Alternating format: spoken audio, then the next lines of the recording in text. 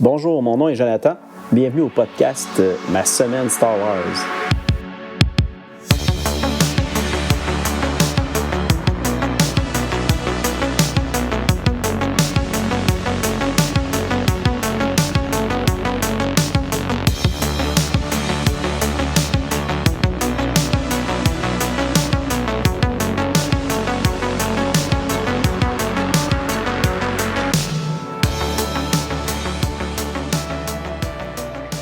Hey, bonjour tout le monde. Bienvenue à l'épisode 10 du podcast Ma semaine Star Wars. J'espère que vous allez bien. Aujourd'hui, un autre petit enregistrement en direct de ma voiture. Aujourd'hui, le sujet principal, on va parler de la première mini-série de Tales of the Jedi qui se nomme The Golden Age of the Sith. Mais avant ça, je vais juste faire un petit retour sur ma dernière semaine Star Wars. J'ai commencé cette semaine à écouter les épisodes de la saison 3 de The Mandalorian. J'ai vu l'épisode 1 et 2. J'avais hâte du retour de cette série-là. J'aime vraiment beaucoup The Mandalorian. Puis à date, c'est un départ, je pense, un peu relax, mais ça annonce très bien même. J'ai du fun, donc c'est sûr que je risque d'aimer les épisodes de cette saison-là. Je risque de vous en reparler après l'écoute des prochains épisodes. Sinon, dans mes lectures, je suis rendu dans encore des comics. Cette fois-ci, c'est des comics concernant Boba Fett. J'ai lu la petite mini-série en 4 numéros, Enemy of the Empire. Rapidement comme ça, j'ai aimé. Rien de spectaculaire. Je vous avouerai que j'ai eu une petite déception au niveau du dessin de ce comic-là. Je suis pas certain que j'aime ça. Je trouve que c'est un peu dessiné à la va-vite, si on veut. C'est pas très précis. Moi, j'aime bien quand les bandes dessinées, le dessin, il est très travaillé. Là. C'est sûr que ça doit demander beaucoup plus de temps, mais je trouve tellement que le résultat est magnifique. Là. J'avais lu dernièrement les séries Dark Times.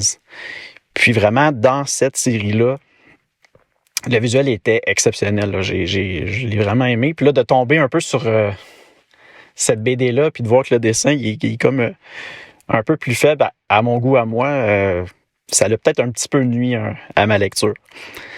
Sinon, je suis rendu un premier livre jeunesse après les bandes dessinées.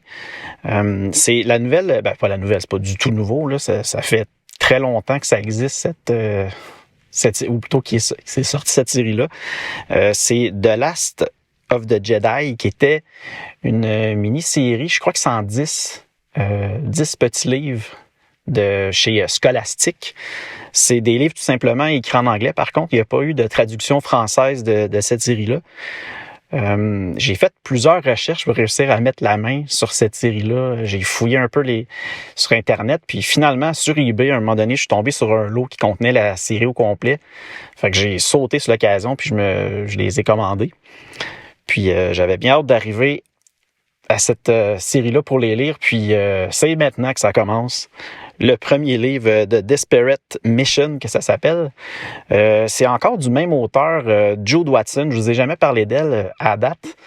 Tout simplement parce que nous, on est encore très loin dans la ligne du temps, très loin en arrière dans la ligne du temps. Puis c'est pas tout de suite qu'on va lire des histoires écrites par cette dame-là, Jude Watson. Entre autres, elle avait écrit une mini-série de romans jeunesse que j'ai vraiment, vraiment beaucoup aimé. Ça s'appelle Les Apprentis Jedi. C'était une série en plusieurs numéros qui était en lien avec Obi-Wan Kenobi quand il était enfant avec son maître Qui-Gon Jinn. C'est vraiment une excellente série. Sinon, elle a aussi fait une autre série qui se passe un peu plus tard, Jedi Quest. C'est un peu un équivalent de Les Apprentis Jedi, mais là, c'est lorsque Obi-Wan est le maître de Anakin Skywalker. Puis ça relate un peu de leurs aventures quand Anakin était jeune. Puis bref, c'était une autre bonne série. Les Apprentis Jedi, c'était elle a été traduite, cette série-là, en français, chez Pocket Jeunesse. Encore là, ça fait très longtemps. Donc, pour réussir à les trouver, j'ai travaillé bien fort dans mes recherches, mais celle-là aussi, j'ai réussi à mettre la main dessus, ainsi que Jedi Quest, même chose. Par contre, Jedi Quest, si je me trompe pas, elle n'a jamais été traduite en français. Donc, j'ai réussi à la trouver chez Scholastic, encore une fois. Très bonne série. C'est un petit résumé un peu de ce que je connaissais de cette autrice-là, Jude Watson. Puis, je dois dire qu'il ne faut pas bouder les séries jeunesse. Pour de vrai, ces deux séries-là, Jedi Quest et Les Apprentis Jedi, j'ai vraiment beaucoup aimé ma lecture. Puis, tu sais, il faut plus le voir comme étant, mettons... si on met les livres tout ensemble, ben ça nous fait 2-3 gros romans comme on est habitué de les lire. Puis ça reste vraiment divertissant. Sinon, j'avais une autre chose que je voulais vous parler avant qu'on passe à notre sujet principal. J'ai eu quelques petites réflexions au niveau de ce que je fais dans ma lecture présentement avec vous, de lire de façon chronologique tous les romans, les bandes dessinées, les nouvelles et tout ça. Puis je sais qu'en fouillant un peu sur Internet, en lisant des commentaires de certaines personnes qui faisaient un peu ce même type de lecture-là, ça leur arrive souvent de dire qu'ils ressentent un peu de la fatigue de lecture parce que, contrairement à lire en pigeant par-ci, par-là dans la ligne du temps, en lisant de la façon chronologique, ben, je sais qu'à certains moments, on peut être pendant plusieurs semaines, mois, à lire la même, si on veut, le même air au niveau de Star Wars. Je pense un peu celle que je viens moi de terminer de mon côté. Ça m'a pris plusieurs mois et années de terminer juste de lire tout ce qui touchait la guerre des clones.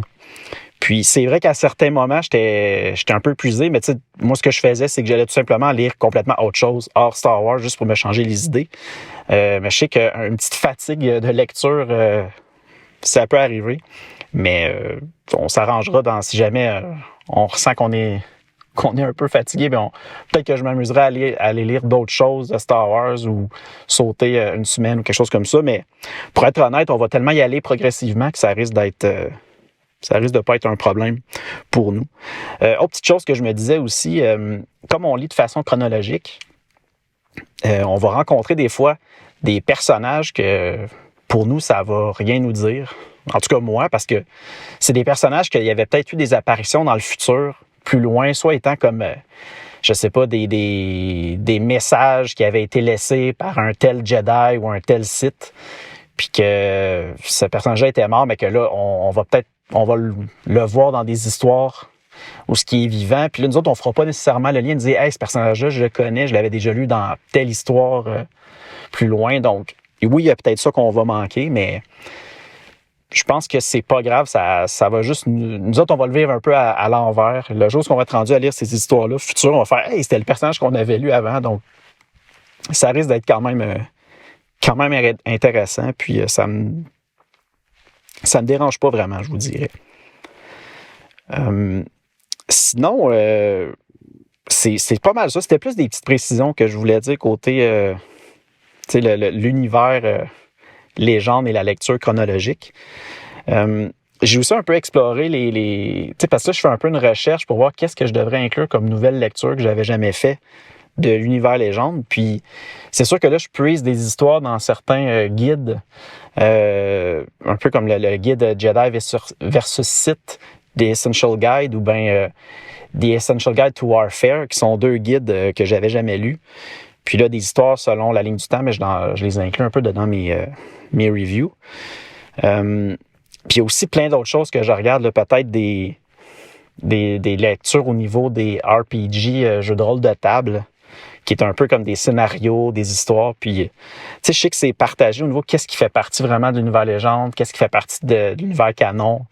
Puis même, juste en parlant, mettons, de l'univers légende, je sais qu'à l'époque, il y avait plusieurs niveaux dans cet univers-là de Lucasfilm, puis les livres de Star Wars. Puis des fois, on considérait que certaines histoires étaient considérées vraiment canon, d'autres étaient un genre de sous-canon. Moi, pour de vrai, je vais pas m'attarder à ça. Là. Je pense que si l'histoire, je la trouve intéressante, puis j'ai le goût de la partager, je vais l'inclure, puis on va en parler. Puis, tu sais, rendu là, ça sera à vous de voir si ça vous intéresse de le lire, là, tout simplement. Puis, je vais pas être aussi précis dans mes lectures. Puis, on va pas se casser la tête avec ça. Après tout, moi, je vous invite plus à me suivre dans cette découverte-là de l'univers légende. C'est la lecture à ma façon. Donc, si vous vous retrouvez là-dedans, c'est continuez à rester avec moi, à écouter les épisodes, puis on devrait avoir bien du fun avec ça. Fait que c'était ma petite précision que je voulais faire au niveau de l'univers légende et la ligne du temps de la lecture chronologique. Sinon, aujourd'hui, comme je le disais tantôt, on commence Tales of the Jedi. Tales of the Jedi, c'est un époque, si on veut, dans Star Wars qui se passe 5000 ans avant la bataille de Yavin. Du moins, l'histoire commence 5000 ans avant la bataille de Yavin, donc avant le 4e film de Star Wars. À ce moment-là, dans l'histoire, si on veut, on est comme à la fin de la guerre d'unification que l'impératrice Theta est en train de faire dans la République. Elle essayait d'unifier 7 mondes pour justement j'imagine les ramener ensemble puis qu'ils fassent partie de la République. Fait qu'on est l'histoire se situe un peu à ce moment-là. Puis du moins, la première mini-série se situe en partie dans le système Koros, où justement il y avait cette fameuse guerre-là d'unification. Par contre, avant de lire la première mini-série, je ne sais pas s'il faut le voir comme étant un numéro spécial ou si à la base ça avait été écrit comme ça. Mais dans The Tales of the Jedi, The Golden Age of the Sith, on a un numéro 0. Puis je vais me permettre aujourd'hui de vous spoiler le contenu de ce numéro 0-là parce que ça va nous permettre de toute façon par la suite d'aller attaquer la mini-série que je veux faire tout de suite aujourd'hui. Donc, si jamais c'est quelque chose qui vous dérange, que je spoil ce numéro-là, je vous inviterai tout simplement peut-être mettre sur pause l'épisode. Prenez le temps qu'il vous faut pour aller lire le numéro 0, puis par après, revenez à l'épisode, puis on va parler de la mini-série. Fait que je vous aurai averti. Donc sinon, on va continuer. Numéro 0, écrit par Kevin G. Anderson, qui est un auteur quand même bien connu dans l'univers Star Wars. Puis le numéro 0, contrairement au numéro 1 à 5, a été dessiné par Chris Gossett. Le numéro 0 est apparu chez Dark Horse Comics le 31 juillet 1996. Fait que ça fait quand même assez longtemps. Puis vous allez le voir si vous lisez le comic, le dessin représente pas mal, je trouve, l'époque de ces années-là. J'ai pas lu énormément de comics, mais on voit qu'on est ailleurs dans le dessin. Puis personnellement, ça l'enlève rien. Là. Le dessin, il est magnifique. Puis ça se rattache bien à l'histoire qui est racontée.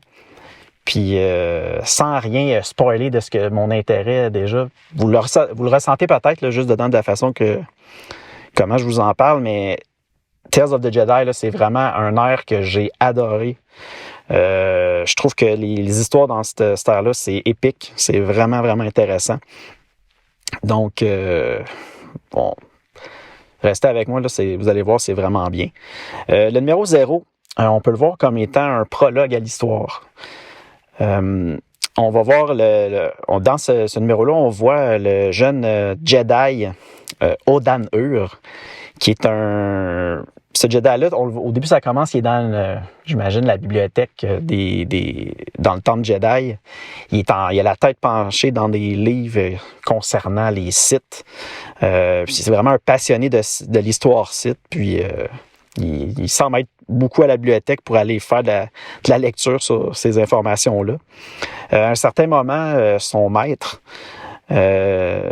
le convoque puis lui dit qu'il doit aller rejoindre dans le système Koros l'impératrice Theta. Theta, c'est l'impératrice que je vous disais tantôt qui est en train de mener une guerre d'unification pour unir les 7 mondes du système Koros. Donc, son maître lui demande d'aller justement aider cette impératrice-là.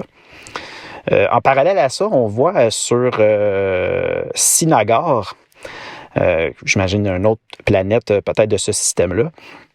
J'ai pas vérifié pour être honnête, mais ça change pas grand-chose pour l'histoire. Donc, sur Cynagar, on voit les parents du frère et de la sœur Gav et Jory d'Aragon, qui vont être vraiment ici nos personnages principaux de la mini-série qui va suivre par la suite en 5 numéros. On voit que c'est leurs parents, ils sont en train de préparer comme leur départ. Parce qu'ils s'en vont faire une mission importante de ravitaillement sur Kirek, qui est justement une planète qui se trouve dans le système Koros. Les parents, justement, ils sont en train de parler avec le Aarba. C'est un Aarba, c'est assez difficile à prononcer comme nom. Aarba. Il y a 2 A. J'ai aucune idée s'il faut que je dise les deux, mais on va le dire. Qui est un hôte qui semble être en charge un peu une place où ce que le monde vient de faire réparer leur vaisseau. Là. Il y a l'air spécialisé là-dedans. Puis, ils sont en discussion avec lui pour justement négocier le fait qu'ils vont aller faire cette mission-là, puis qu'ils leur laissent, en attendant, comme en gage, si on veut, leur autre vaisseau, leur Starbreaker 12, qui est comme un peu en attente de faire leur paiement. Ce hôte-là peut garder le vaisseau pour leur permettre de quitter et aller faire leur mission de ravitaillement. On voit à ce moment-là que Gav et Jory, eux, vont rester en arrière, ils vont pas suivre leurs parents, puis ils vont attendre leur retour à cet endroit-là. Ils semblent être pas mal déçus de ça parce qu'on voit qu'ils préféraient participer à cette aventure-là puis les suivre, mais malheureusement, leurs parents veulent pas puis ils doivent rester avec le hôte en attendant. En parallèle, on revient à Odan-Ur.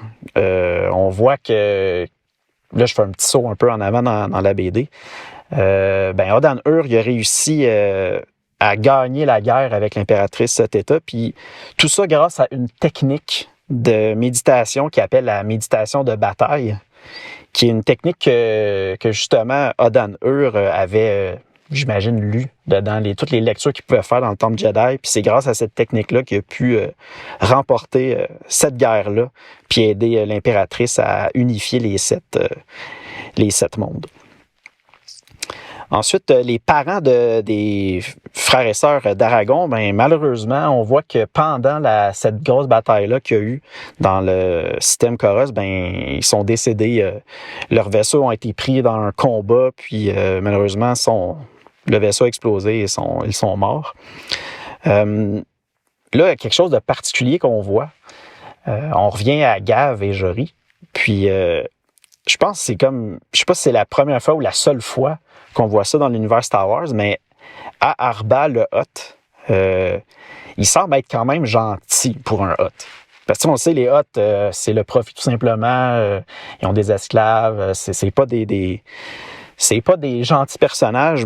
Celui-là semble être un peu gentil parce qu'on ressent une certaine tristesse lorsqu'il apprend la mort des fameux parents de Gav et de Jory. Puis même pour les aider un peu, il décide de considérer comme que les parents, ils doivent pas d'argent finalement, donc ils redonnent le fameux vaisseau Starbreaker 12 à Gav et Jory pour leur permettre, j'imagine, d'avoir comme un début de vie à eux, vu que leurs parents sont décédés. Puis, tu sais, normalement, un hôte va pas avoir de compassion, mais lui, on voit qu'il y en a quand même un peu. Puis finalement, le numéro 0 se termine. On voit les 2 enfants qui décident de partir à la conquête de la galaxie pour essayer d'une certaine façon d'honorer le décès de leurs parents en voulant les rendre fiers pour qu'ils réalisent de grandes choses. Pour le but, comme quoi que c'était un prologue, je trouve que ça réussit son mandat, là, et ça réussit à nous informer un peu de la situation des 2 personnages principaux, un peu aussi en parallèle, qu'est-ce qui se passe à cette ère-là. L'histoire est intéressante. J'aime vraiment beaucoup la façon que les dialogues sont écrits par Kevin Jenderson. Moi, j'ai été pris tout de suite dans l'histoire, dans le récit. Vraiment, c'est vraiment, vraiment bon comme écriture. Puis, c'était le fun aussi de voir un peu du dessin plus de ces années-là, les années 90 de comics. C'est surtout au niveau des couleurs, je trouve qu'il y a une bonne différence, là. Mais c'était bien, j'ai bien aimé ça. Donc là, maintenant, vu qu'on a fait un peu le fameux numéro 0, ça nous a présenté le contexte initial. Je vais faire une petite introduction à la mini-série de Golden Age of the Sith, numéro 1 à 5. Encore une fois, cette mini-série-là a été écrite par Kevin G. Anderson, donc le même auteur que le numéro 0. Par contre, on a une petite différence ici. Au dessin, on a Dario Carrasco Jr., qui est un autre auteur. Lui va vraiment être pas un autre auteur, excusez-moi, mais un autre dessinateur. Puis c'est vraiment lui qui va s'occuper des 5 numéros de cette mini-série-là.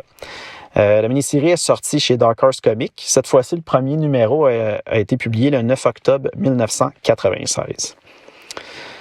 On voit que dans cette mini-série-là, ça nous explique un peu à quelle époque on est.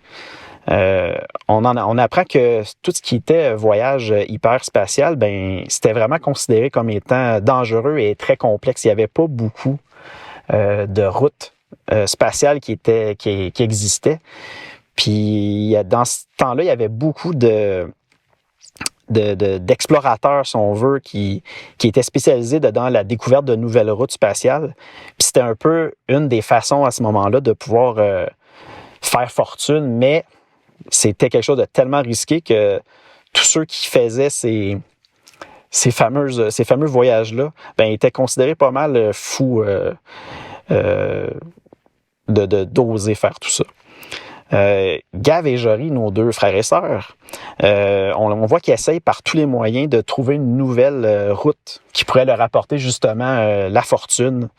Puis, par contre, on voit qu'ils sont pas mal découragés. Présentement, là, leur situation va pas très bien. Ils ont de la difficulté à trouver justement cette fameuse route-là qui pourrait leur permettre de sortir de leurs dettes, puis tout ça qu'ils ont présentement. Malheureusement, ils décident d'aller tester une nouvelle route qu'ils pensent qui pourrait justement leur apporter fortune. Puis pendant ce test-là, cette exploration-là, ils endommagent gravement leur vaisseau, le Starbreaker 12. Donc là, ils se retrouvent à retourner aller voir Arba le Hutt. Mais là, comme je disais tantôt, Arba le Hutt, il est très gentil, mais là, il commence à être un petit peu moins content là, parce que les deux frères et sœurs, il leur doit beaucoup d'argent parce que justement, ils trouvent pas de route, mais ils endommagent tout le temps leur vaisseau. Puis c'est le Hutt qui se retrouve à réparer le vaisseau pour eux, mais sans toutefois avoir des paiements, fait qu'ils ont accumulé beaucoup de dettes. Donc là, le Hutt décide de dire comme quoi qu'il ne va pas leur redonner le vaisseau tant et aussi longtemps que les deux explorateurs lui aura pas remboursé justement toutes ces dettes-là. Par contre, on a ici Gav qui dit au Hutt, comme quoi qu'il y a une fameuse route là, qu'il a réussi à trouver, puis justement, il a comme informé la guilde des navigateurs qu'il y avait une nouvelle route, puis qu'il allait juste bientôt l'utiliser pour ainsi pouvoir donner beaucoup d'argent à Gav et Jory, puis ça allait leur permettre de rembourser ce qu'ils doivent au Hutt. Malheureusement, la Guilde des navigateurs, justement, décide d'utiliser cette route-là, puis on voit que tout ça vire en catastrophe. Ils perdent une énorme cargaison qui valait beaucoup d'argent. Puis à ce moment-là, la Guilde décide d'engager des assassins pour justement venger leur perte qu'ils ont faite pour aller assassiner Gav et Jory. À un moment donné, Gav et Jory se retrouvent pris dedans justement une attaque par ces assassins-là. Puis c'est à ce moment-là qu'on voit les Jedi Odan-Ur, notre fameux Jedi qui avait aidé à gagner la guerre d'unification. Il est accompagné de Mehmet Nadil, qui est le conseiller de l'impératrice Theta, et lui aussi un Jedi. Ça donne bien. Il était dans les parages pendant l'attaque, puis il décide de sauver Gav et Jory de cette attaque-là. Donc, c'est de cette façon-là que les deux réussissent à éviter de se faire assassiner. Puis à ce moment-là, ils comprennent dans quel pétrin ils se sont mis les deux, puis ils décident de faire un dernier saut dans l'hyperespace au hasard. C'est comme leur dernière chance, là. Donc là, ils décident d'aller chercher le vaisseau que le Hutt garde un peu en leur possession. Autrement dit, ils vont aller le voler pour pouvoir faire le dernier saut, espérer trouver la route qu'il leur faut pour rembourser toutes leurs dettes qu'ils ont, puis justement faire fortune. Donc là, ils prennent le vaisseau, ils font le saut au hasard. Puis, ils réussissent cette fois-ci à trouver une route. Malheureusement, cette route-là les amène dans la fameuse zone inconnue qui se trouve à être l'espace-site. Là, j'ai l'air de vous avoir dit beaucoup d'informations, mais inquiétez-vous pas, je crois que là-dedans, je parle juste du numéro 1. Là, fait que j'ai pas rien spoilé de critique à l'histoire. Puis le reste, si vous voulez en savoir plus, puis je vous le conseille vraiment parce que c'est très bon, allez lire les 5 numéros de cette mini-série-là. C'est probablement une de mes séries préférées là, de tout ce que j'ai lu. Même en incluant où ce que je suis rendu, moi, dans les lignes du temps, beaucoup plus loin. Là. Tale of the Jedi, c'est vraiment très bon. Puis l'écriture de Kevin Jenderson, excellent aussi. J'ai hâte qu'on voit un peu les autres personnages, parce que je sais qu'on va rencontrer des personnages qui sont très importants à la future histoire de Star Wars, qui se trouve plus loin dans la ligne du temps. Là. Des légendes sont vues du côté Sith, tout ça, donc ça va vraiment être intéressant. J'ai vraiment hâte qu'on continue cette lecture-là. Fait que on va y aller bientôt dans les prochains épisodes.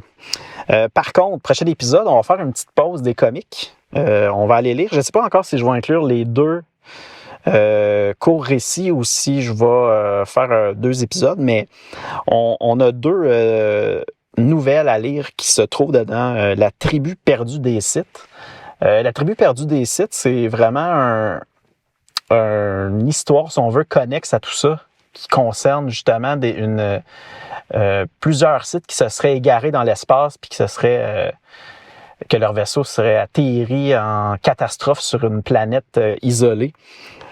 Puis on perd la trace de ces Sith-là pendant des millénaires. Puis là, c'est un peu leur histoire qu'on va voir. Fait que tout au long de la ligne de temps, on va revenir des fois à cette tribu-là des Sith.